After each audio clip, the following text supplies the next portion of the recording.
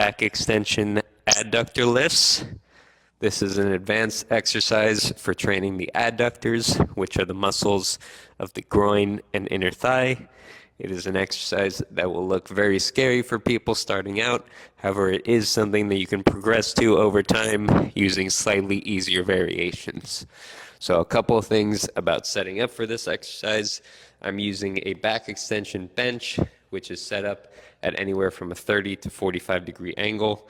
What I'm using in this video is a 40 degree angle. That's usually what I find most comfortable.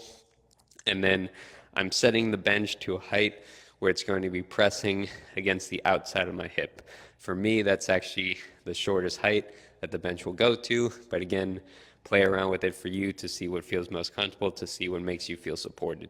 You want the bottom pad to also be pretty tight, so that way it's locking your foot in place. My foot is pointed forward, so that way the inner part of my calf and my inner thigh are both pointed up towards the ceiling. I'm going to get my hip up on top of the bench, straighten out both knees, and then place my top leg over the bench so that way it's not locked down and can move freely. Now the first progression here is actually to bend the knee so that way I don't have as big of a lever on top to make this a little bit easier, and then I'm only going to go through a limited range of motion that I feel that I have control of. So this is the way that you start to approach the exercise. You shorten the lever to give yourself a little bit less weight, and you only go down so far as you feel that you have control, with the goal being that as you get better and better, you can go further and further down.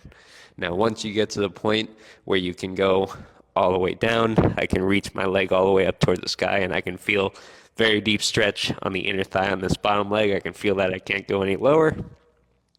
That's when we start to work on the next progression of straightening out that top knee, so that way I have the full length of the lever. And again, I only go down limited range of motion that I have control of, and I build up that range of motion over time until eventually I can do the full range of motion, holding at the bottom for a second, feeling that stretch on the inner thigh of the bottom leg, and then coming back up to the top.